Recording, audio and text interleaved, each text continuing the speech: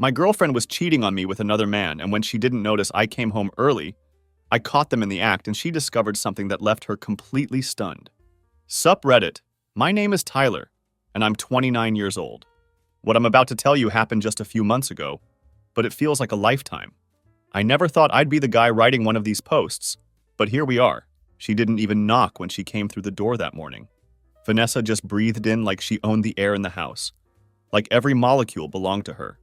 I watched from the living room as she tossed her keys lazily into the bowl by the counter, the same careless motion she'd done 1,000 times before. Her coat slid off her shoulders with that same graceful indifference she wore in every lie she'd ever told me. Vanessa always had this way of making you feel like you were the one intruding, even in your own space. Walking into your own home somehow meant stepping onto her stage, and you were just an unwelcome audience member who'd wandered in during the wrong act. I was sitting on the edge of our couch, elbows resting on my knees, with that damn hotel room key card spinning between my fingers like a roulette chip. The weight of it felt heavier than it should have, considering it was just a piece of plastic. The TV was on but muted, casting flickering shadows across the room. Zeus, our dog, was curled up at my feet with his tail perfectly still, but his head alert, like he could sense the tension that had been building in our house for weeks. She didn't notice me right away. She was humming something bluesy under her breath, which was ironic, really. It was the kind of melody that people who think they're intellectually superior pretend to appreciate, the kind of song she'd put on when she wanted to seem deep and contemplative. When she finally turned the corner into the living room, she was mid-scroll on her phone, probably checking whatever social media platform was feeding her ego that particular morning. She stopped cold when she saw me sitting there. Her eyes flicked immediately from my face down to the keycard in my hands, and I watched the whole story unspool in her expression like film burning through a reel. For just half a second, her mouth parted slightly, like she might actually admit what we both knew. Like she might finally tell me the truth without me having to drag it out of her. But of course, Vanessa never played things straight. She never made anything easy. "You're up early," she said, blinking once and sliding her phone into her back pocket like she was hiding a weapon. The movement was too casual, too practiced. She tried to smile at me, but it cracked on one side, revealing the lie underneath. I didn't speak. Instead, I placed the keycard gently on the coffee table between us, making sure to center it perfectly. The silence stretched between us like a taut wire, ready to snap at any moment. She glanced down at the keycard, then back up at me, her expression shifting as she tried to figure out which version of herself to deploy. "What is this, Tyler?" she asked. And her voice was calm, but her hands betrayed her completely. One was gripping the strap of her purse so tightly that her knuckles had gone white, like it might float away if she didn't anchor it to herself. She always hated silence. It left too much space for the truth to breathe, too much room for her carefully constructed stories to fall apart. So I let it hang there between us. 10 seconds. 15 seconds. I let her sweat in it, let her feel the weight of what was coming. "You left this in your coat pocket," I said finally, my voice quiet and even. I wasn't angry yet. That would come later. Right now, I was just tired. She blinked at me, and then a single laugh puffed from her lips. It wasn't a real laugh. It was the kind of sound someone makes when they're buying time, trying to figure out their next move. "That's not mine," she said, just like that. Simple, direct, completely shameless.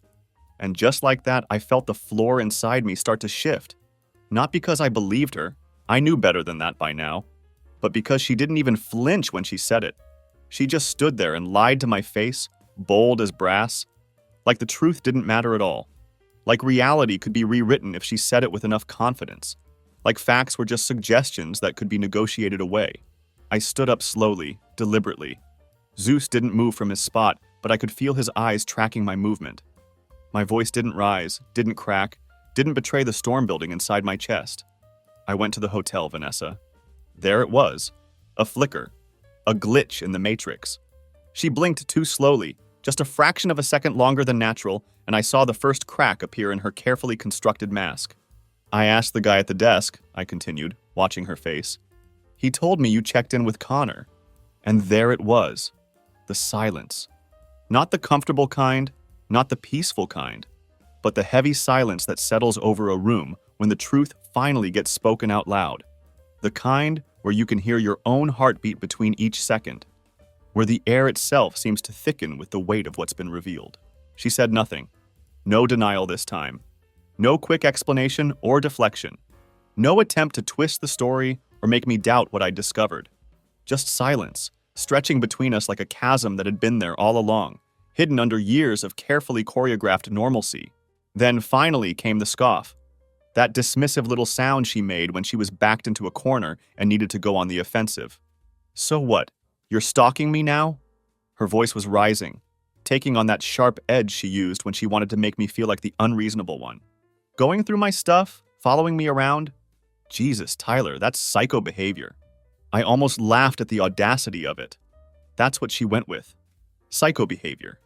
Like I was the one who had done something wrong here. Like I was the one who had been cheating and lying and manipulating. Like I was the one who had shattered our marriage and was now trying to cover it up with more lies. I've been losing sleep for weeks thinking I was imagining it, I said, my voice steady despite the rage building in my chest. Doubting myself while you slipped off your wedding ring and climbed into another man's bed. You told me you were with Jessica that night. You said her sister was in town visiting. You even told me she made homemade mojitos and that you two watched old movies until late. I paused, letting each word hit her like a physical blow. You think I'm an idiot, Vanessa? She rolled her eyes, actually rolled her eyes, like this whole conversation was beneath her. I didn't think you'd make it into a federal investigation, she said, with that tone she used when she wanted to make me feel small. It was just a night. A night, I echoed, and the words burned in my throat. Just a night. Like our 7-year marriage was something that could be casually discarded for just a night with her coworker. She looked at me then, really looked at me for the first time since she'd walked through that door. Her expression shifted, but it wasn't regret I saw there. It wasn't guilt or shame or any of the emotions I'd expected. It was exhaustion. Pure, simple exhaustion. Like I was a chore she was tired of performing, a role she no longer wanted to play. I don't love you anymore, Tyler. The words hit me like a freight train. Not like a knife. Knives are personal, intimate. This was massive, mechanical, cold. Like being struck by something that didn't care what it ran over, that couldn't even see the damage it was causing. I felt completely stuck in place, rooted to that spot in our living room while my entire world crumbled around me. She continued walking past me now, moving toward the kitchen like this was just any other Wednesday morning. Like she hadn't just detonated our entire relationship with a single sentence. I heard the refrigerator door open, the soft clink of bottles as she rummaged around, and then the sound of her grabbing a bottle of water. The casual normalcy of it all made everything feel even more surreal. You don't see me anymore, she said from the kitchen, and I could hear her unscrewing the cap on the bottle. Her voice carried that practiced tone of someone who had rehearsed this conversation in her head multiple times. I needed something different. Connor gets me. Gets you, I repeated, still rooted to the same spot where I'd been standing. The words felt foreign in my mouth, like I was speaking a language I didn't understand. He's your coworker, I said, more to myself than to her. He listens, she replied, taking a drink before continuing. He actually looks at me when I talk to him. He's not afraid to take charge, to make decisions. He doesn't just exist in his own little world. And there it was, the blade hidden behind every word she'd spoken. According to Vanessa, I was just existing in her world. I was furniture, something static and unremarkable that she had to navigate around. She wanted fireworks and passion and constant entertainment, while I had been focused on keeping the lights on, paying the bills, maintaining the steady foundation that she could build her dreams on. I didn't yell. I didn't throw anything or storm out or give her the dramatic reaction she was probably expecting. I just nodded once. A small acknowledgement that I had heard her and understood exactly what she was telling me. She noticed my lack of reaction, and it seemed to piss her off. What? You're not going to fight for this? She snapped, setting the water bottle down hard on the counter. For me? You're just going to stand there and accept it? You already left, I said quietly, my voice steady and calm. I'm just catching up to where you've been for months. She stared at me like I'd just insulted her, like my refusal to beg and plead was somehow offensive to her. It hit me right then, in that moment of clarity that sometimes comes when everything falls apart. She didn't regret what she'd done. Not the betrayal, not the lies, not the way she'd systematically destroyed our marriage while pretending everything was fine. She only regretted being caught. I walked to the front door and picked up my keys from the small table where I always left them. Zeus immediately got up and followed me, his tail wagging softly, completely unaware of the war that had just been fought and lost in our living room. He just knew that when I picked up my keys, it meant we were going somewhere, and that was enough for him. As I opened the door, I paused without turning back to look at her. "You'll hear from my lawyer," I said, and then I walked out. She didn't call after me. She didn't chase me down the driveway or try to stop me from leaving. The only sound behind me was the soft click of the door closing. And then it was finally quiet. For the first time in months, the world around me was actually quiet. The first night away from her was strangely calm. Not peaceful exactly. I wasn't ready for peace yet. But it was calm in that eerie, surreal way that happens when your entire life has just detonated and your mind hasn't quite caught up to the reality of the destruction. It was like a bomb had gone off, and the ringing in my ears was louder than the actual blast, drowning out everything else.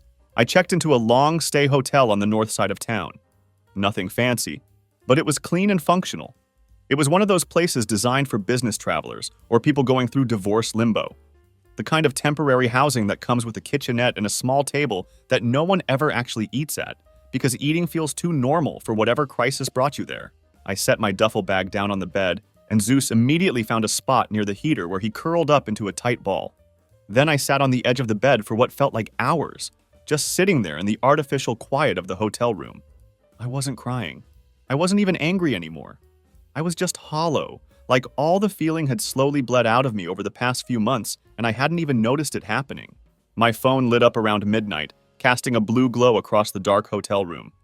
I saw her name on the screen, Vanessa, followed by a string of messages that started arriving one after another. "Are you really doing this? You're being dramatic. We can talk about this like adults. Just don't make it ugly." Ugly. I actually laughed out loud when I read that last message, a short bark of laughter that sounded foreign in the empty room. Ugly was her lips on another man while I was at home ordering her favorite takeout. Ugly was her sleeping in a hotel bed with Connor and then coming home to tell me she'd been watching Hulu with her best friend. Ugly was the elaborate web of lies she'd constructed while I was trying to figure out why our marriage felt like it was slowly dying. I didn't answer any of the messages. I just let them stack up on my phone screen, watching the notification count climb. 5 messages total, and then silence. I could picture her so clearly in my mind, pacing around our kitchen in her bare feet with a glass of wine in her hand, checking her phone every few minutes and waiting for me to respond. She was probably half expecting me to blow up, to send angry texts or show up at the house demanding explanations. Maybe she was even hoping I'd beg her to reconsider, to give our marriage another chance. But the silence, that probably scared her more than any angry confrontation would have. I spent the next morning driving around with no real destination in mind, just roads and coffee and the steady rhythm of Zeus panting in the passenger seat. We stopped at parks and rest areas whenever he needed to stretch his legs, and I let him sniff everything twice, let him lead the way for once. The rhythm of walking helped somehow. Thinking in motion felt safer than thinking while sitting still in that sterile hotel room. But around noon, the fog that had been protecting me started to lift, and in its place came the first real sting of anger. Not the loud, violent kind of anger that makes you punch walls or throw things. This was pure, white-hot clarity. The kind that burns clean and shows you exactly how things really are. She hadn't tripped and fallen into Connor's arms during some moment of weakness. Vanessa hadn't made a mistake or had a lapse in judgment. She had built this betrayal piece by piece, planned it out, rehearsed her lies until they sounded natural. She had invented elaborate details about mojitos and Jessica's sister visiting because she assumed I would never question her stories. She had counted on me being dependable, predictable, trusting, all the qualities she claimed to love about me, but had actually been using as weapons against me. She hadn't just cheated on me. She had weaponized my loyalty, turned my trust into a tool for her deception. Later that afternoon, I made my first call to my brother Kyle. He's a defense attorney who lives about 2 hours away, and he's always been the blunt one in our family. The guy who tells you exactly what you need to hear, whether you want to hear it or not.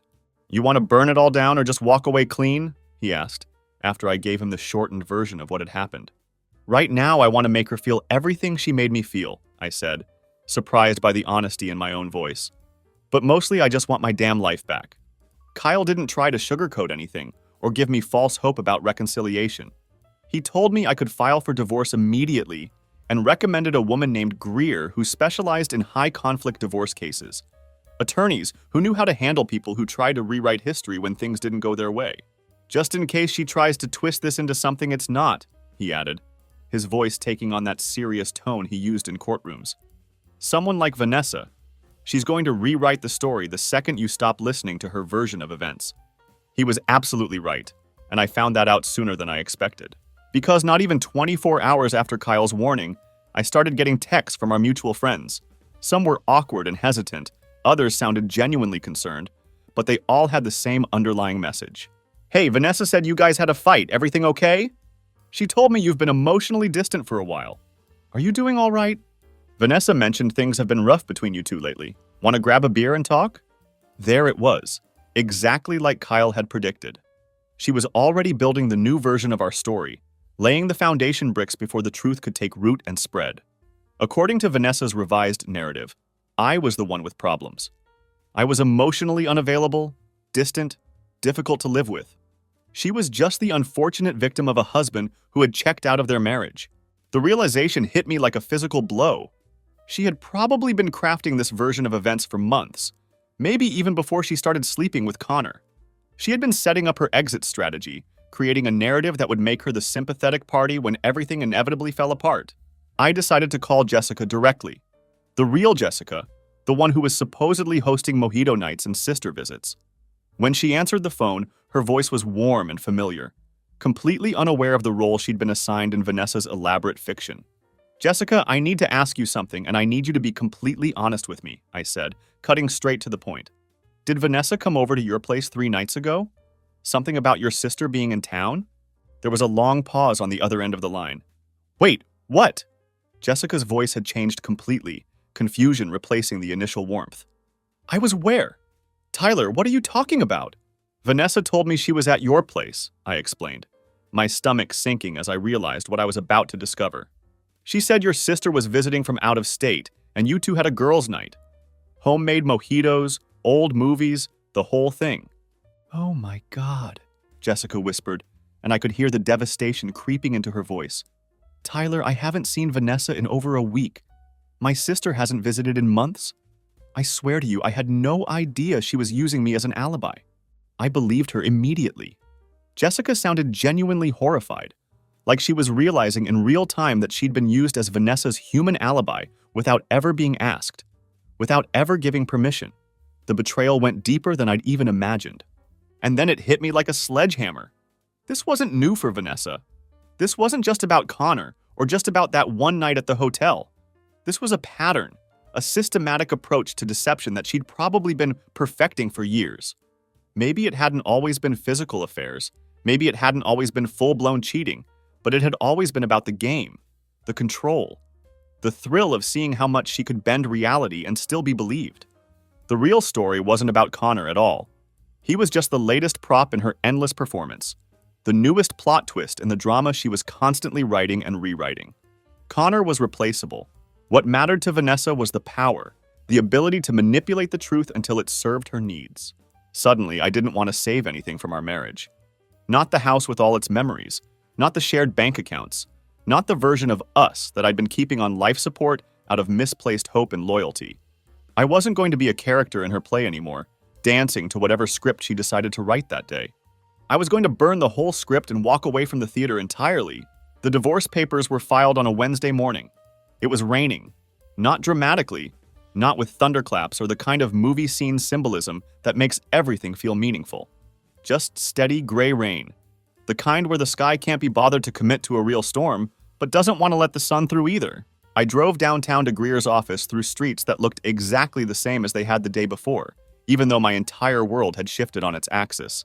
I walked into her building, took the elevator to the 3rd floor, signed the necessary documents, and walked back out in under 30 minutes.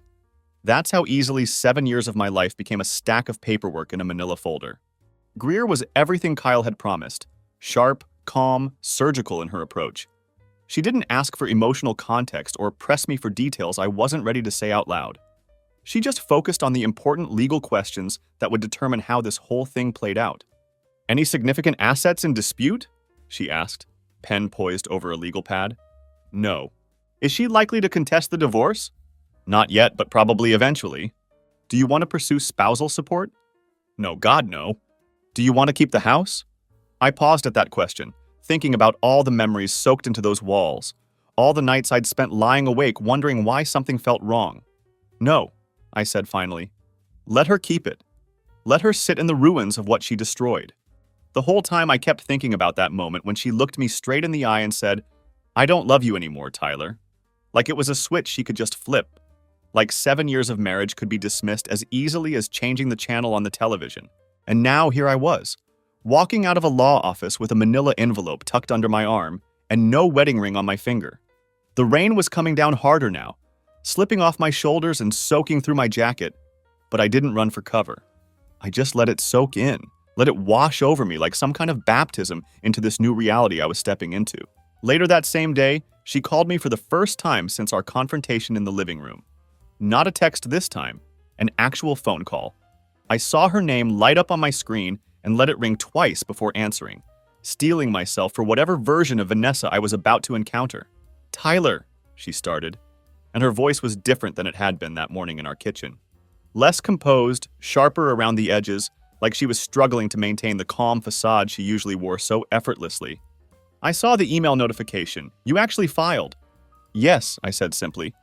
There was a pause, and I could hear traffic in the background on her end. Maybe she was outside her office building. Maybe she was sitting in Connor's car. I didn't ask, and I didn't really want to know. "Can we talk before this gets messy?" she asked, and there was something almost pleading in her voice now. "Messy," I echoed, tasting the irony of the word. "Vanessa, you cheated on me. You lied to me for months.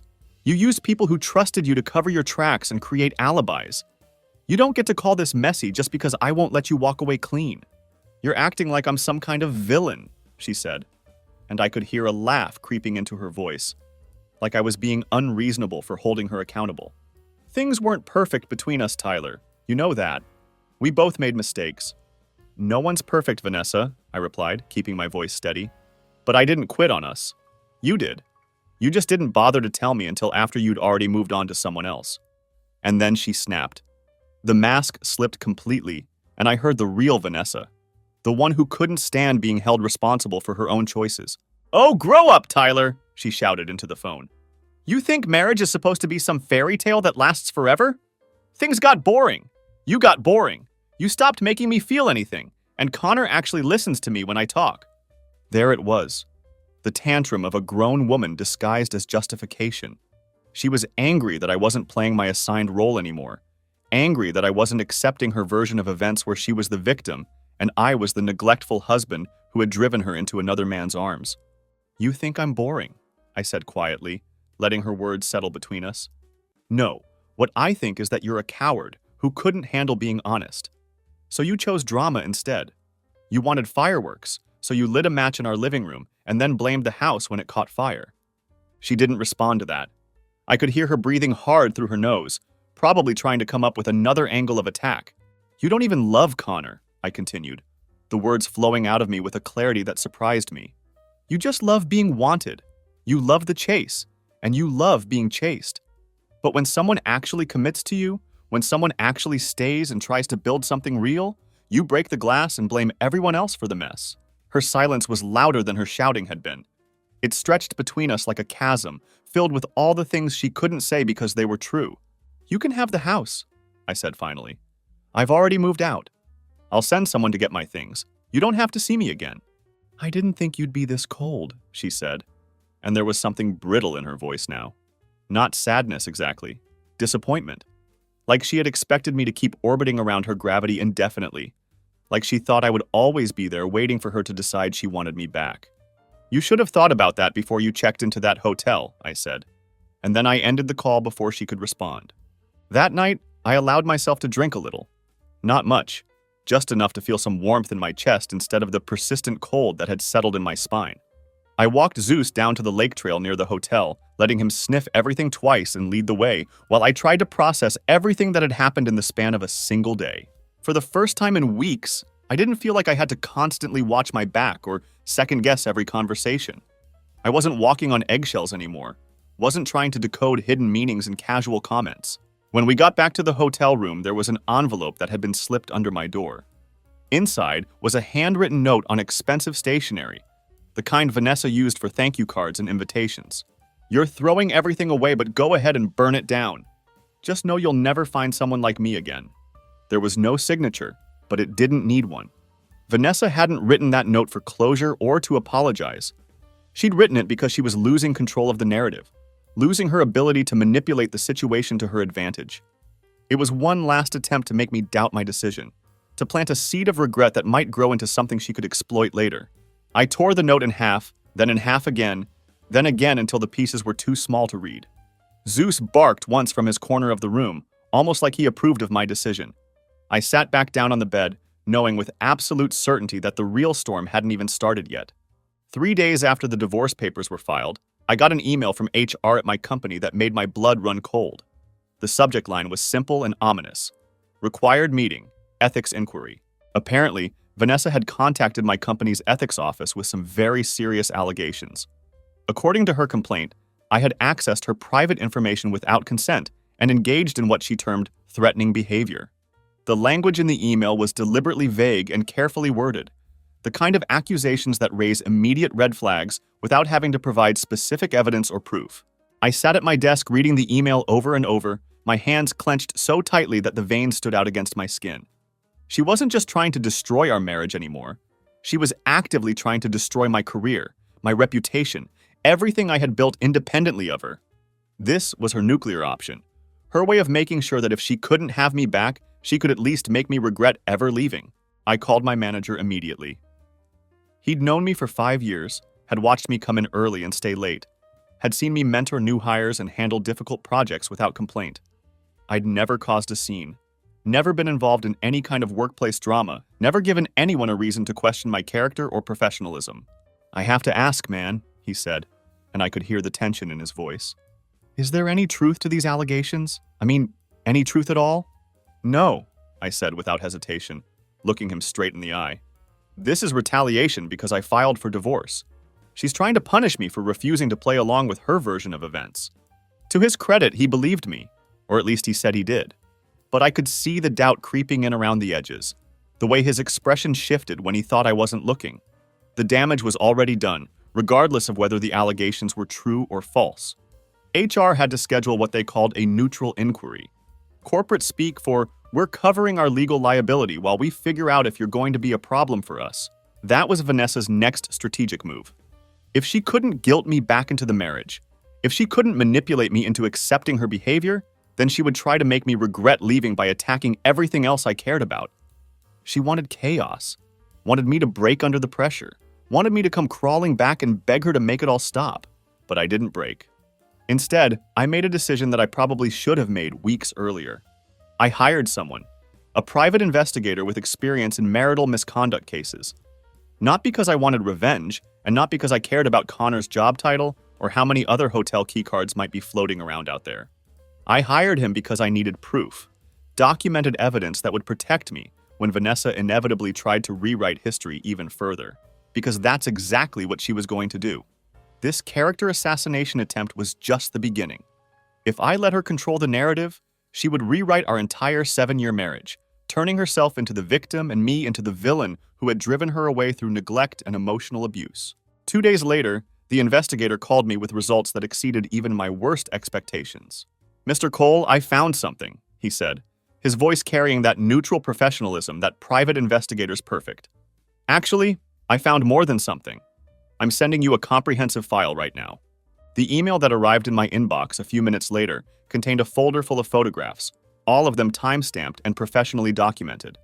There was Vanessa and Connor walking out of his condominium at 7 in the morning, her hair still messy from sleep, both of them looking relaxed and intimate in a way that spoke of routine familiarity. There was her car parked outside his office building for hours during the middle of weekdays when she had claimed to be working late at her own job. One photograph showed them kissing in his car in the parking lot of a restaurant I'd never heard of. Another captured them checking into a different hotel entirely. Not the one where I'd found the keycard, but a completely different establishment across town. This wasn't a single moment of weakness or a brief affair that had gotten out of hand. This was a pattern, consistent and deliberate, stretching back months further than I had ever suspected. The investigator had even managed to obtain copies of credit card transactions in Vanessa's name. Charges at restaurants she had always told me she hated because they were too loud or too crowded. bar tabs from places she claimed were beneath her sophisticated tastes. Apparently, those venues weren't too loud or too crowded when Connor was the one buying the drinks, and she was playing the role of the exciting, spontaneous woman who was so different from the boring wife she pretended to be at home. I forwarded everything to Greer that same night, along with a brief explanation of Vanessa's latest attempt to sabotage my career. Greer's response was characteristically concise and professional. This helps a lot. By the end of that week, Vanessa's entire tone had changed. No more boldness, no more threats, no more attempts to paint herself as the wronged party who deserved sympathy and understanding. When she called me again, her voice was soft, almost sweet, the same tone she used to use when she wanted something from me, when she was trying to manipulate me into giving her what she wanted. "I've been thinking," she began, and I could practically hear her trying to sound vulnerable and contrite. "Maybe we shouldn't rush into finalizing this divorce. I mean, what we had, it meant something, didn't it? I was just confused, hurt by how distant things had become between us." "Were you confused in the second hotel or the third one?" I asked, my voice completely flat. She went completely quiet. The silence stretched so long that I thought she might have hung up. "You made your choice, Vanessa," I continued. "You made it the moment you decided I would never find out. You made it every time you looked me in the eye and lied about where you'd been and who you'd been with." "I didn't plan to hurt you," she whispered. And for the first time since this whole nightmare began, I heard something that might have been genuine emotion in her voice. "You planned everything else," I said. "You lied to my face for months. You manipulated everyone around us. You tried to destroy my career when I wouldn't play along with your victim narrative. You didn't want me, Vanessa. You just didn't want me to be the one who left first." And then I said the one thing I knew she wasn't expecting, the words that would hit her exactly the way her confession had hit me that morning in our kitchen. "I don't love you anymore, Vanessa." I heard her inhale sharply on the other end of the line, a sound like she'd been physically struck. Those words, my words thrown back at her with the same casual cruelty she had used on me, seemed to cut through whatever remaining composure she had left. She didn't speak again after that. The silence stretched between us for what felt like an eternity, filled with the weight of everything that had been said and everything that could never be unsaid. I hung up the phone without another word. No rage, no shouting, no dramatic declarations. Just silence, and then the quiet click of the call ending. It felt final in a way that signing the divorce papers hadn't, like I had finally closed a door that had been hanging open for months. After that conversation, she stopped trying to reach out to me entirely. Maybe it finally hit her that I wasn't coming back, that there was no manipulation or guilt trip or sob story that would make me change my mind. Maybe she realized that the man who had spent 7 years trying to make her happy, who had absorbed her criticisms and doubts about himself, who had twisted himself into knots, trying to be whatever version of a husband she claimed to want, that man was gone forever. But Vanessa wasn't the type of person who surrendered quietly, especially when she felt like she was losing control. Some people, when they start to realize they're losing their grip on a situation, don't step back gracefully. They escalate. They double down. They find new ways to reassert their power, even if it means destroying everything in the process. The next thing I got was a knock on my hotel room door at 11:30 at night. The knock came soft at first. 3 slow, deliberate taps that somehow managed to sound both tentative and threatening at the same time. At 11:30 at night, any unexpected knock feels like a threat, like something that shouldn't be happening in a normal, peaceful world. I paused in the middle of reading, and Zeus immediately lifted his head from where he'd been sleeping on the rug, letting out a low, warning growl that told me he sensed something wasn't right either. I approached the door cautiously and opened it only halfway, keeping the security chain engaged. Standing there in the dimly lit hotel corridor was Connor, Vanessa's co-worker, her affair partner, the man she had chosen over our 7-year marriage. He was wearing a button-down shirt with the sleeves rolled up and his tie undone, like he'd just come from some bar or business dinner. His face was flushed in a way that suggested he'd been drinking, though whether he was actually drunk or just pretending to be for courage was impossible to tell. His jaw was tight and his shoulders were tense, like he'd been rehearsing this confrontation in his car for the past hour, but couldn't quite settle on which version of himself to present. We stared at each other for a moment that lasted too long, sizing each other up like two animals trying to determine who was the bigger threat. "Can I come in?" he asked, his voice carrying a forced casualness that didn't match the tension radiating from his entire body. I stepped out into the hallway instead, closing the door firmly behind me. No. Connor looked around nervously, like he was worried someone might be watching this little drama unfold. Then he exhaled through his nose, rubbed his hand over his face in a gesture of frustration, and let out one bitter laugh that held no humor whatsoever. "She said you'd make this difficult," he said, shaking his head like I was being unreasonable. I leaned against the doorframe, crossing my arms and waiting for him to get to whatever point he'd come here to make. "She's still talking about me. That's sweet." "She's not doing well," he said, and there was something almost accusatory in his tone, like Vanessa's emotional state was somehow my responsibility. "She's been crying constantly. She's not eating. You completely humiliated her, and now she's falling apart." That actually made me laugh. A short, sharp sound that had nothing to do with amusement and everything to do with the sheer absurdity of what I was hearing. "I humiliated her," I repeated, tasting the irony of those words. "She cheated on me for months. She lied to my face repeatedly. She weaponized her friends to create fake alibis. She tried to destroy my career when I wouldn't let her rewrite history, and I filed legally for divorce through proper channels." "You call that humiliation?" "You exposed her to everyone," Connor said, his voice rising slightly. "You sent those photos around, made sure everyone knew what she'd done." "No," I said, holding up a hand to stop him right there. "I sent documented proof to my attorney to protect myself in legal proceedings. Whatever fallout she's dealing with in her social circle is the natural consequence of her own actions, not something I orchestrated."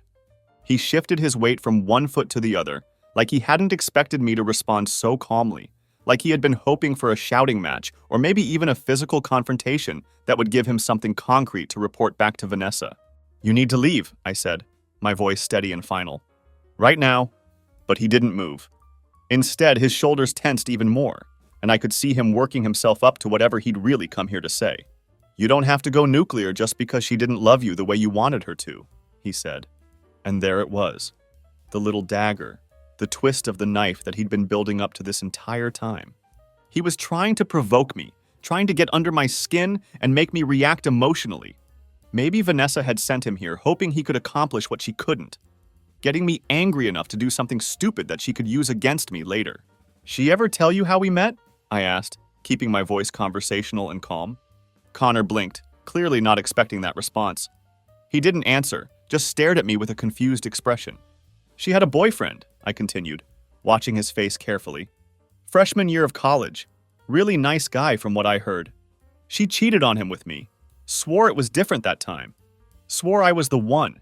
That what we had was special and real, and nothing like what she'd had before." I could see the exact moment when it clicked in his head, when the implications of what I was telling him fully registered. Just a flicker in his eyes. A barely perceptible shift in his expression. But it was there. That sliver of panic that comes when a man realizes he's not the exception to the pattern, just the next name on a very long list. "History," I said, stepping slightly forward, "has a way of repeating itself." It wasn't some profound moral epiphany that I saw cross his face. It was pure survival instinct. The dawning realization that if she had done it with him, she would eventually do it to him. That he wasn't some great love that had swept her off her feet. He was just another prop in her ongoing performance. Another source of validation that she would discard the moment something more exciting came along. "She said you were cold," he muttered, but the conviction had gone out of his voice. "Distant, emotionally unavailable." "She says whatever she needs to say to get what she wants in the moment," I replied. "The story changes depending on the audience." He didn't argue with that. He couldn't, because somewhere deep down, he was already starting to recognize the truth of it. After a long pause, he stepped back from my door. "She's going to fight this. You know that, right? She's not going to let you walk away clean from this." I nodded once, completely unsurprised. "Let her fight. It just means she's already losing." And then he left, walking down the hotel corridor with his shoulders slumped and his confident facade completely shattered. Zeus came to the door once it was closed, sniffing at the air where Connor had been standing, his tail still stiff with alertness. I stood there for a long moment, not shaken by the encounter, but newly aware of something important. This wasn't over. Not by a long shot. Vanessa had sent her new toy to negotiate with me, to try to intimidate or guilt me into backing down. It was just another attempt to manage the situation, to control the narrative, to make me into a problem that could be solved rather than a person who had finally stopped playing her games. But it had backfired spectacularly. The look on Connor's face when I told him the truth about how Vanessa and I had gotten together, that had rattled him in a way that would linger long after he reported back to her. I had planted a seed of doubt that would grow every time she was late coming home. Every time her story didn't quite add up. Every time she displayed the same casual disregard for honesty that had eventually destroyed our marriage. I sat back down that night, opened my laptop, and started typing something I'd been putting off for weeks. A full, comprehensive breakdown of our marriage for the court records. Every lie, every manipulation, every instance of gaslighting and emotional abuse. I included dates, receipts, specific details about her patterns of behavior. I wrote it all down while it was still fresh in my memory, while the anger was still sharp enough to cut through any lingering sentimentality. It wasn't about revenge. It was about finally closing the door that she kept trying to sneak back through, about creating a record that would make it impossible for her to rewrite our history in whatever way served her purposes that week. By the time I was finished, it was nearly 3 a.m. I read through the document once, saved it to multiple locations, and shut the laptop. Zeus was asleep again in his corner, and outside my window, rain had started tapping against the glass, soft and steady, like it had that first night when I walked out of our house and into this new reality. Somewhere across town, I imagined Vanessa staring at her phone, waiting for it to light up with a message from Connor, telling her that his little mission had been successful, that he'd managed to intimidate or manipulate me into reconsidering my position. But her phone never lit up that night, and it never would again. The court date was set for a Tuesday morning in early November. There was nothing dramatic about it. No jury, no flashing cameras, no crowd of supporters. Just cold, institutional paperwork, carefully managed timelines, and the kind of controlled, professional tones that turn human heartbreak into legal procedure. But Vanessa didn't show up to court alone. She walked into the courthouse wearing that same expensive perfume she used to save for dinner parties and anniversary celebrations. The kind of scent that announced her presence before she even entered a room. Like this courtroom was just another audience for her performance. Another venue where she could play the role of the polished, sympathetic victim in a lifestyle magazine article titled, "When Marriage Breaks Down and It's Not Your Fault." Her makeup was absolutely flawless, applied with the kind of precision that takes an hour in front of a mirror. She smiled warmly at the court clerk, complimented the bailiff on his tie, and carried herself with the practiced grace of someone who had spent considerable time preparing for this particular performance. She wore a light gray blazer over a black blouse, an outfit carefully chosen to project professionalism, respectability, and just the right amount of understated vulnerability. Connor was with her, though not exactly at her side. He didn't sit with her in the front row or hold her hand or provide any obvious support. Instead, he hovered near the back of the courtroom, watching and waiting like some kind of backup dancer who knew he wasn't part of the main act but wanted to be available if needed. She wanted me to see him there. It was a silent message, a piece of psychological warfare designed to remind me that she had moved on, that she had replaced me and brought the proof along to witness my humiliation. "Look," she was saying without words, "I have someone new, someone better, someone who actually appreciates what you were too stupid to value." But what she didn't know, what neither of them knew, was that I had already handed the judge a carefully compiled packet of evidence. A comprehensive record of everything she had done, meticulously documented and professionally presented. The dates, the photographs, the credit card statements, the text message records, even a notarized statement from Jessica about the fake girls' night that she had never hosted and never even knew about. When the judge glanced through the file I had submitted and then looked back at Vanessa with a completely different expression, I saw her posture shift ever so slightly. That was the moment when it started. The slow, inexorable unraveling of the narrative she had spent months constructing. Vanessa had spent weeks spinning an elaborate story for anyone who would listen. According to her version of events, I had grown cold and emotionally distant over the years. I was controlling, demanding, impossible to please. I had emotionally abandoned her, leaving her feeling isolated and unloved in her own marriage. She was just a woman who had made a mistake in a moment of weakness, driven to seek comfort elsewhere by a husband who had stopped caring about her needs. But facts are poison to fiction, and the packet I had submitted to the court was pure, concentrated venom. Every lie she had told, every manipulation she had attempted, every piece of her carefully constructed victim narrative, it all crumbled when confronted with time-stamped photographs and documented evidence. Her lawyer asked for a recess halfway through the first exchange of information. I watched through the glass doors as she whispered rapidly to Vanessa in the hallway, her eyes darting down to the photographs spread across a table, her expression growing more grim with each page she turned. By the time the judge called us back into session, the entire tone of the proceedings had changed. No more confident smiles from Vanessa. No more expensive perfume and practiced posture. Just pressure and visible cracks appearing in the facade she had worked so hard to maintain. She kept glancing back at Connor, but he was avoiding her gaze, staring at his phone or the ceiling or anywhere except at the woman he had helped destroy a marriage to be with. When we stepped outside the courtroom during another break, I caught her watching me from across the hallway. She didn't speak, didn't try to approach me, didn't even blink.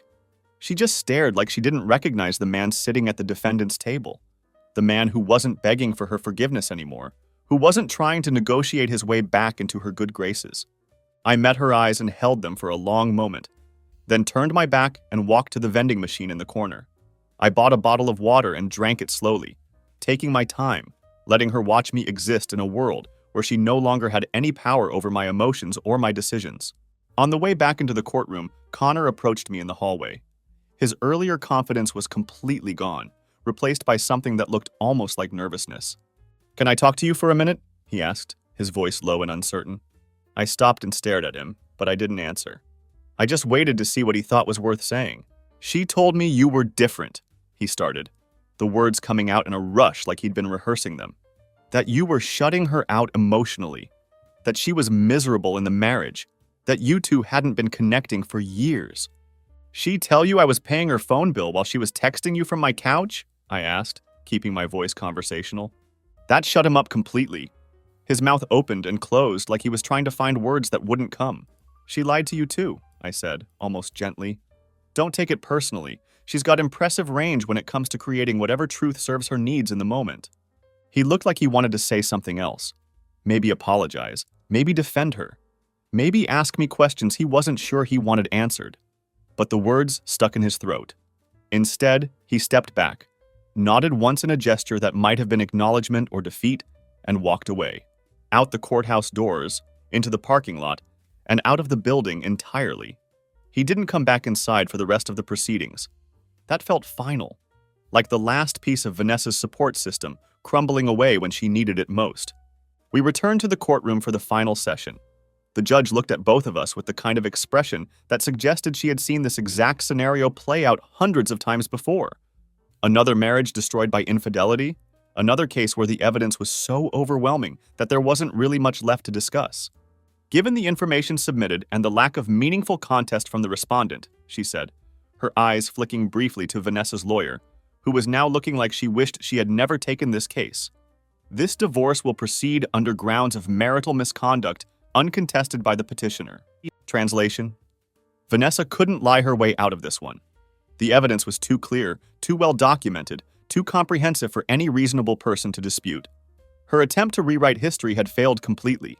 I didn't smile when the judge made her ruling. I didn't nod or pump my fist or show any visible reaction at all. I just exhaled slowly, feeling like someone had finally removed a weight from my chest that I'd been carrying for so long I'd forgotten what it felt like to breathe normally. When the proceedings were officially over, Vanessa stood near the judge's bench with her eyes fixed on the floor. Her mask was completely gone now. No tears, no dramatic displays of emotion, just that flat, stunned silence of someone who has finally realized they've lost not just the game, but any ability to control the rules by which the game was being played. I walked out of that courthouse without looking back, without giving her the satisfaction of seeing any emotion on my face, without providing her with any ammunition she could use to continue her narrative of victimhood. Outside, the sun had finally broken through the clouds for the first time in weeks, and the air was warm against my skin. Zeus was waiting in the car, his tail thumping against the back seat when he saw me approaching. I scratched behind his ears, and he pressed his nose against my shoulder, like he somehow knew that we had finally made it through the worst of it. I didn't cry, and I didn't cheer. I just drove forward, not away from something, but toward whatever came next. For the first time in months, I wasn't running from Vanessa's chaos or trying to manage her emotions or walking on eggshells to avoid triggering another crisis. I was just moving forward, and that felt like everything. That night, Vanessa's name was still saved in my phone contacts. I sat there staring at it for a long moment. Just her name and number. This digital artifact of 7 years that no longer meant anything. Without any ceremony or second thoughts, I deleted it completely.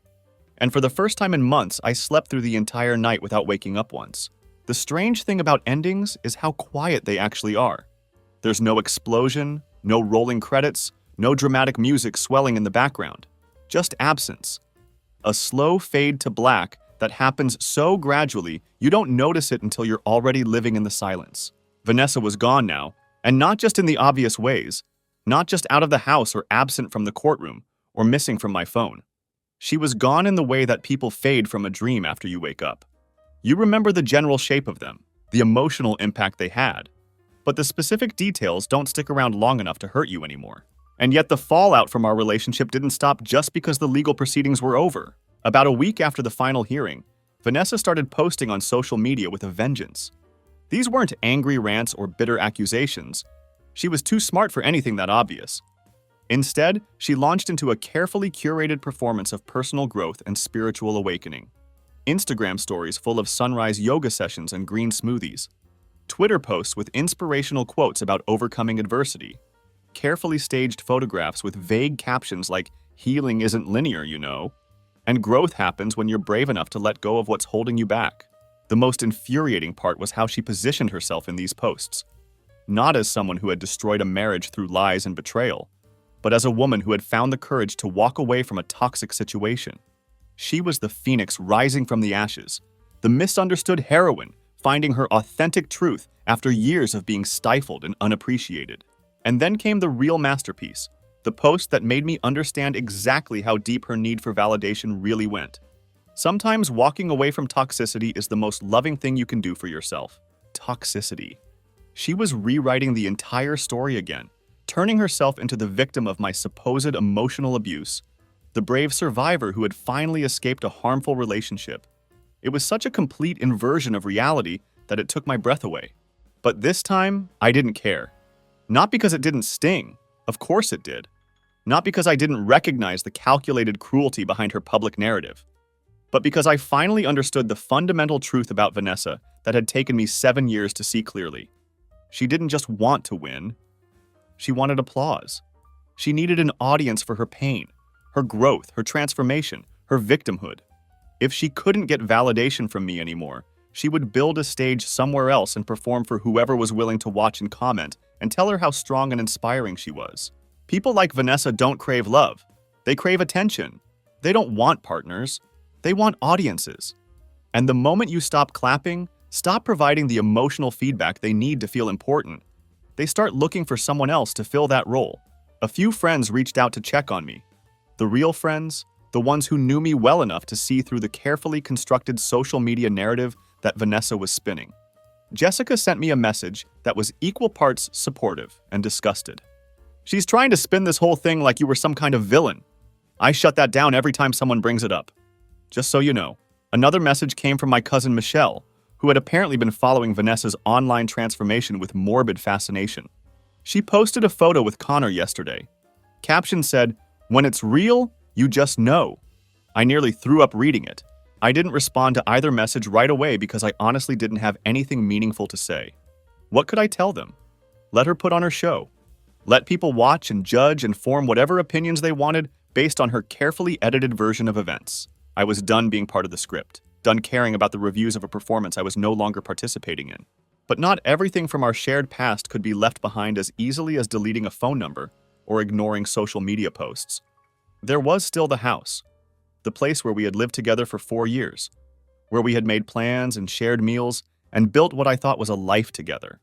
I had given it to her in the divorce settlement, partly because I genuinely didn't want it anymore, and partly because I knew she would fight for it regardless. And I didn't want to waste time and money on a battle over something that held nothing but painful memories for me. But we still had to coordinate one final interaction, the transfer of my remaining belongings. A few boxes left in the garage, my grandfather's watch that I'd left in the bedroom dresser, a stack of books I'd been meaning to retrieve, and, of all things, my old record player that had been sitting unused in the living room for months. Vanessa insisted that I come get everything myself rather than sending movers or asking someone else to handle the pickup. She claimed she didn't trust strangers with sentimental items, that she wanted to make sure nothing got damaged or lost in the process. But I knew what this really was. One last attempt to see me face to face, one final opportunity to sink her claws in and try to manipulate the situation to her advantage. I agreed to come by, but I wasn't going alone. I called Kyle and asked him to meet me there. My brother pulled up behind me in his truck and didn't say a word, just crossed his arms and waited near the end of the driveway while I walked to the front door. His presence was both moral support and insurance, a witness to whatever game Vanessa was planning to play. She answered the door wearing yoga pants and a loose, oversized sweater with her hair pulled back in a casual bun. No makeup, no jewelry, no obvious effort put into her appearance. It was the vulnerable look, the "I'm just a regular person dealing with pain" aesthetic that was supposed to make me remember the version of her I had fallen in love with all those years ago. "Hey," she said softly, and her voice carried that tone she used when she was trying to sound hurt and fragile. "You look tired." "I'm good," I said, brushing past her toward the garage. "Just here for the boxes." She followed me, leaning against the wall while I started loading my belongings into containers. "You know, I've been thinking," she started, and I could hear her testing the waters, trying to gauge whether there was any opening left for her to exploit. Maybe we were just off on timing. Maybe we rushed into marriage before we really knew ourselves, before we understood what we needed from a relationship. I didn't answer. I just kept packing, folding my old college sweatshirts and stacking books with methodical precision. She kept going, interpreting my silence as an invitation to continue. I mean, I did love you, Tyler. I really did. I just felt so alone in the marriage, like you were always working or distracted or thinking about something else. You were physically present, but emotionally unavailable. I stopped stacking and turned to look at her directly. "You were bored," I said, my voice completely flat and emotionless. "So you cheated. You blamed me for your choices so you didn't have to blame yourself. You didn't feel alone, Vanessa. You created that feeling as an excuse for what you wanted to do anyway." She blinked, looking wounded like I had struck her without provocation. Then her expression shifted, and I saw the mask slip just enough to reveal the anger underneath. "Well, maybe if you'd acted like a man for once instead of some cold, emotionless robot, none of this would have happened." "Don't," I said sharply, my voice cutting through the air between us. "Don't you dare try to flip this around now. You lied to me for months. You manipulated everyone around us. You cheated repeatedly with multiple people in multiple hotels. I loved you when you didn't even like me anymore. And I stayed because I believed that people work through problems together when they're committed to each other." I lifted the last box and started walking toward the door. "You didn't work on anything. You escaped. You ran away from every difficult conversation and every moment of real intimacy. And then you blamed me for not chasing after you." At the front door, I turned back to look at her one final time. "Do Connor a favor," I said. "If you're going to cheat on him too, and we both know you will, just tell him up front. Save him the trouble of finding hotel keycards and hiring investigators." She didn't follow me to the driveway. She didn't slam the door or call after me or try to get the last word. She just stood there in the doorway, getting smaller and smaller as I walked away, like a piece of fiction finally unraveling under the harsh light of reality. Kyle nodded once when he saw me loading the boxes into my car, climbed into his truck without comment, and we drove away from that house and that chapter of my life forever. That night, I unpacked the last box in my new apartment. I set the record player on a shelf where it caught the light from the window, put my grandfather's watch on the nightstand where I could see it every morning, and turned the volume down low while old blues drifted through the room. No expensive perfume in the air, no lies hiding behind every conversation. Just the kind of silence that doesn't hurt anymore. And for the first time in a very long time, I didn't feel alone at all. The strange thing about healing is how it doesn't happen in a straight line. How it doesn't arrive at your door like a package you've been expecting. It creeps in quietly, in moments you don't anticipate, catching you off guard when you're focused on something completely mundane and ordinary. For me, it started with laundry. I was folding a pair of socks one evening in my new apartment. Just that. Nothing special or significant about the moment. The television was on in the background, Zeus was sprawled across the rug, and I was working my way through a basket of clean clothes that had been sitting there for 2 days. When I realized something had shifted, something fundamental had changed without me even noticing it. I didn't feel watched anymore. Vanessa used to hover when I did household tasks like this. Not obviously, not in a way that could be called controlling or intrusive, but she would drift into whatever room I was in, and make little comments. Small observations that seemed harmless on the surface, but carried an undercurrent of criticism that I never quite knew how to address. "You fold those like a dad," she had said once, laughing as she watched me organize my t-shirts. Her tone was light, almost affectionate, but there was something sharp underneath it. "I am a dad," I had replied, half joking even though we didn't have children together. It was the kind of playful response that should have led to more laughter, maybe a kiss, maybe her joining me to help finish the task. Instead, she had rolled her eyes.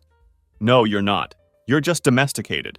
It had seemed funny at the time, just another example of Vanessa's wit, her ability to find humor in everyday situations. Until it wasn't funny anymore. Until I started noticing how often her jokes had that same edge to them. How frequently her observations seemed designed to make me feel smaller, less capable, somehow inadequate at even the most basic aspects of adult life.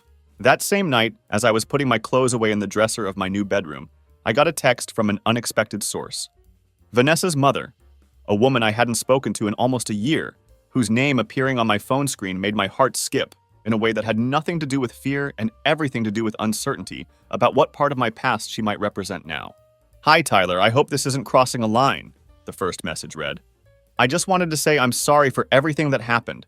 I didn't know the full story when everything first came out, but I do now." I stared at the message for a long time, not sure how to process what I was reading. Then another message appeared on my screen. "Vanessa told me some things recently. Things I wish she had been honest about a long time ago, both with herself and with everyone else." And then a third. "She's not doing well right now. She won't admit it, of course, because that's not who she is. But I can see that she's spinning out of control. She thinks you somehow set her up, like all of this just happened to her instead of being the consequence of choices she made. I'm not asking you to talk to her or try to fix anything. I just thought you deserved to know that some of us can see the situation clearly, and we're sorry for the pain she caused you." I read all 3 messages twice, then set my phone down without responding. Not because I was angry or because I didn't appreciate the gesture, but because there simply wasn't anything more to say. Apologies can't rewind the damage that's already been done, can't erase months of lies and manipulation and betrayal. But they can make the silence easier to sit with, can help you feel less alone in your version of events when someone else is trying to rewrite history entirely. By then, I was already building new routines that had nothing to do with Vanessa or our shared past. I had started running again, just a morning jog, nothing extreme or ambitious, but enough to feel the pavement under my feet and the bite of cool air in my lungs. I brought Zeus with me, his leash looped around my palm and his tail wagging like he understood that we were finally in motion instead of just treading water.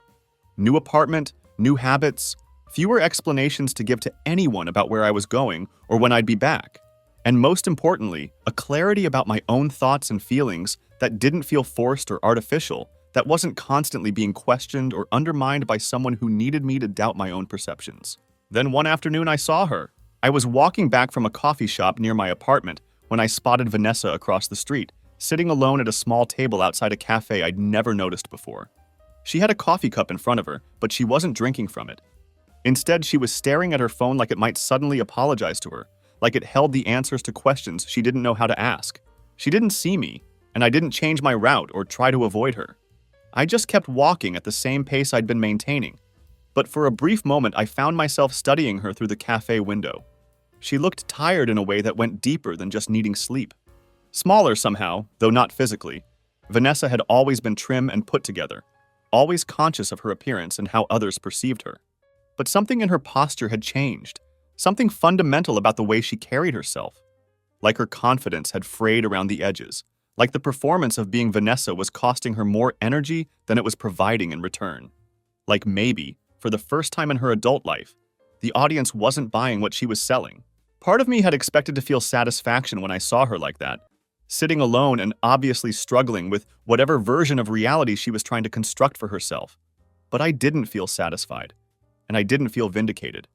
I just felt detached, like I was observing a stranger whose problems had nothing to do with me anymore. There had been a time when I would have crossed the street without thinking, sat down at her table, asked careful questions about how she was doing. I would have tried to fix whatever was broken, would have absorbed her problems as my own, would have twisted myself into knots trying to be whatever version of Tyler she needed in that moment. But instead, I walked on. 2 blocks later, I stopped at a bookstore I'd been meaning to visit, and picked up a novel I'd loved years earlier, but hadn't reread since college. I sat in the corner with a fresh cup of coffee and lost myself in words that didn't lie, in a story that didn't change depending on who was reading it. Time passed and I didn't notice. Vanessa faded into the background of my day, like an extra on a set she used to own. Later that night, as Zeus snored contentedly on his favorite rug, and I flipped through an old photo album I'd almost thrown away during the move, I realized something that felt both profound and completely obvious. I no longer missed her. Not the real Vanessa, anyway. What I missed was the idea of her, the version of Vanessa I had built in my mind over the years. The woman who didn't lie about where she'd been or who she'd been with. The partner who loved without conditions or hidden agendas. The person who could be trusted with the vulnerable parts of my heart without using them as weapons when it served her purposes. That version of Vanessa had never really existed outside of my own imagination. And letting go of that fantasy, that idealized version of the woman I thought I had married, that had been the hardest part of this entire process. But it was finally done. Not because I had forced myself to stop caring, not because I had worked hard at pretending my feelings didn't matter, but because the truth had finally spoken louder than the fantasy I'd been protecting for so long. The truth was simple and undeniable. I had survived her. And better yet, I had escaped her completely. The first time I laughed, really laughed after everything that had happened, it caught me completely off guard. I was at my friend Matt's place on a Friday night, something I hadn't done in almost a year, because Vanessa had always found reasons why we couldn't go or shouldn't stay long. She'd claimed that Matt was immature, that his house smelled like bachelor rot, that his friends were loud and obnoxious, and beneath the kind of social circle she wanted us to be part of. But there I was with a beer in my hand, sitting on his worn couch with a small group of people who didn't ask me once about how I was holding up or whether I was okay. They just included me in their conversation about ridiculous stories from work, terrible movies they'd watched recently, and the kind of casual trash talking that comes naturally when nobody's performing for anybody else. When someone told a particularly absurd story about a coworker's dating disaster, I found myself laughing so hard that I was bent over, red-faced, with my stomach cramping from the effort. When I finally came up for air, everyone else had moved on to the next topic, and I just sat back in amazement. Not because I was happy. I wasn't quite there yet.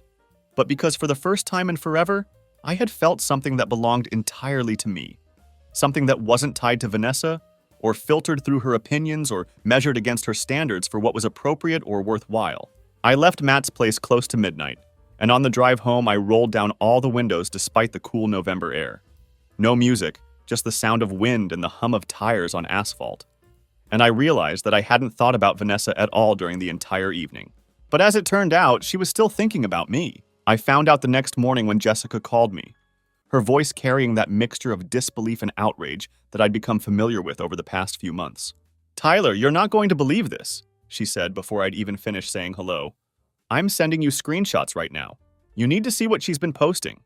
The images that appeared on my phone a few seconds later showed a thread from Vanessa's private social media account, the one she used only for close friends and family, the inner circle that was supposed to see the real version of her life. Apparently, she hadn't realized that Jessica was still following that account, or maybe she'd forgotten in the midst of whatever emotional spiral she was currently experiencing. There it was, a long, indulgent caption underneath a heavily filtered photograph of Vanessa sitting on a bench by the lake, staring off into the distance like she was waiting for a film crew to call action. The image was clearly staged, shot during golden hour with perfect lighting that made her look ethereal and wounded and beautiful in her pain. "Closure is hard when someone burns your bridge with gasoline and then blames you for the fire," the caption read. "Sometimes the people who know exactly how to hurt you are the ones who promised never to do it. But I'm learning that healing happens when you stop expecting apologies from people who see themselves as the victim of their own actions." The comments below were exactly what you'd expect. Dozens of heart emojis and sympathetic responses from people who only knew Vanessa's carefully curated version of our relationship's end. "You're so strong, girl. Keep shining. He never deserved you anyway. His loss. Men really don't know how to handle a woman who knows her worth. You're going to come out of this better than ever. I can already see you glowing." Jessica's voice was half pity, half rage when she spoke again. She's turning the whole thing into some kind of pity campaign, like you're the one who destroyed everything. Like you're some kind of monster who systematically abused her instead of the guy who got cheated on and lied to for months.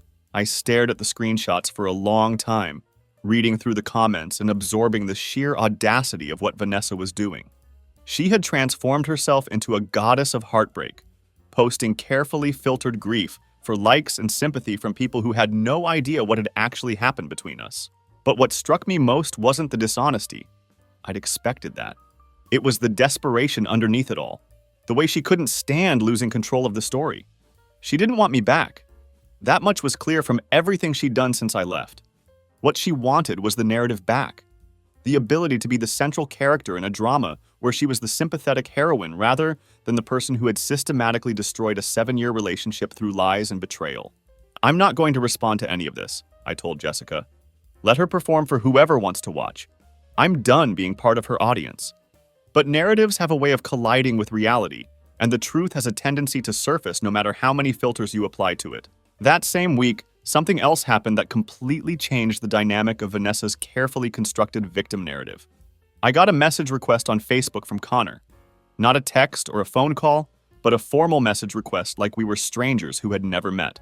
At first, I thought it might be some kind of joke or maybe an attempt to provoke me into responding emotionally.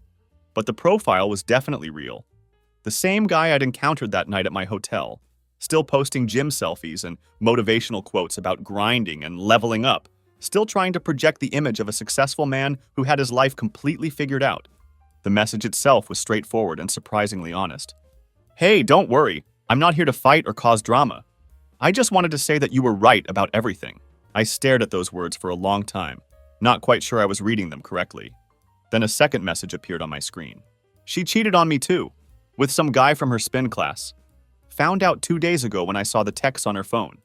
She cried when I confronted her, blamed me for not being emotionally available enough, said she was confused and didn't know what she wanted. Sound familiar? I didn't reply immediately. I didn't need to, because I already knew exactly how that conversation had gone. I could picture it perfectly. Vanessa's tears, her explanations about feeling misunderstood and neglected, her ability to make her own betrayal somehow about the inadequacies of the person she'd betrayed. A third message came through. I keep thinking about what you told me that night at your hotel, about how she cheated on her college boyfriend with you, about patterns repeating themselves. You tried to warn me and I didn't want to hear it. And then the final message. She's not looking for love, is she? She's looking for mirrors. People to reflect whatever version of herself she needs to believe in that day. I was just another mirror, and when I started showing her things she didn't want to see, she went shopping for a new one. I still didn't respond to Connor's messages. There wasn't anything I could say that would change what had happened to him, and there wasn't any satisfaction in being proven right about Vanessa's pattern of behavior. If anything, I felt a strange kind of sympathy for him, not because I'd forgiven him for his role in destroying my marriage, but because I recognized the particular kind of confusion and self-doubt that comes from being manipulated by someone who's skilled at making you question your own perceptions. Connor never messaged me again after that exchange. I heard through mutual acquaintances that he and Vanessa had broken up spectacularly, with her accusing him of being paranoid and controlling when he started asking questions about her schedule and her new friendships. The same accusations she'd probably made about me to him when she was justifying her affair in the first place. Later that night, I opened my email to find a message from Greer, my divorce attorney. The subject line was simple. Final documentation. Case closed.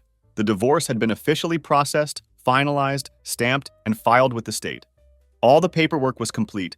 All the legal requirements had been satisfied. All the loose ends had been tied up in neat, bureaucratic knots.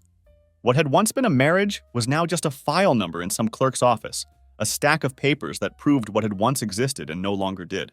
When I saw that confirmation email, I didn't cheer or celebrate or feel any sense of victory. I just breathed deeply, the kind of full, steady breath that happens when someone finally takes their foot off your chest, and you remember what it feels like to fill your lungs completely. 6 months. It had been exactly 6 months since that morning when I walked out of our house with nothing but a duffel bag, a confused dog, and a hotel room keycard that had changed everything. 6 months since I discovered that the woman I'd been married to for 7 years was essentially a stranger who had been performing the role of a wife while living an entirely separate life behind my back. And now, standing on the balcony of my new apartment with a cup of coffee in one hand and Zeus lying contentedly at my feet, watching the sun climb over the rooftops of a quiet street that belonged to my new life, it finally hit me with complete clarity. I had made it, not just through the divorce proceedings, Not just through the lies and manipulation and character assassination attempts. Not just through the sleepless nights and the constant second-guessing of my own memories and perceptions. I had made it through her entirely. Vanessa had been more than just a wife to me. She had been an entire world that I lived in, a reality constructed around her needs and her moods, and her constantly shifting version of what our relationship was supposed to be. For 7 years, I had convinced myself that love meant infinite patience, that being a good husband meant being quiet when things didn't add up, that trusting her meant ignoring my own instincts when they tried to warn me that something was fundamentally wrong. All those little moments when my gut had tried to tell me the truth. The late nights she couldn't explain, the weird texting habits, the over-rehearsed stories about where she'd been and who she'd been with. Those hadn't been paranoia or jealousy or the insecurities of a controlling husband. They had been my instincts, muffled under years of loyalty and the desire to believe that the person I'd married was who she claimed to be. I had let her convince me that I was cold and emotionally unavailable.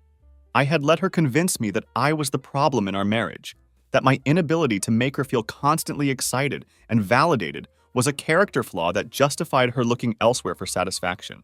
But the truth was much simpler than her elaborate justifications. I had loved her honestly, completely, without conditions or hidden agendas. She had loved attention, admiration, the thrill of being wanted by someone new. She had loved the power that came from having multiple people competing for her affection.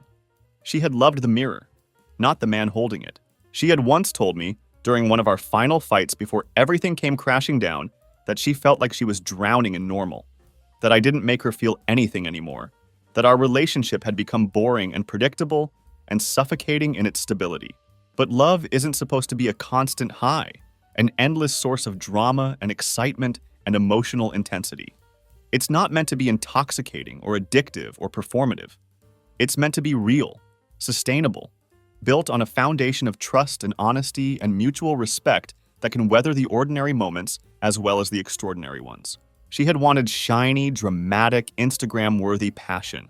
She had gotten it with Connor and probably with whoever came after him. And it had cut her just as deeply as it had cut everyone else who got caught up in her need for constant validation. I thought about Connor's messages, about how quickly Vanessa had moved from our 7-year marriage to a relationship with him, to whatever new situation she was constructing with her spin class instructor. The pattern was clear now, in a way it never could have been when I was still inside it, still trying to make sense of her behavior from the perspective of someone who loved her and wanted to believe her explanations. Connor had never messaged me again after confessing that Vanessa had cheated on him too. I'd heard through someone else that she'd moved in with the new guy, a personal trainer who posted motivational content and vacation photos with captions like, "Living my best life" and "Growth looks good on me."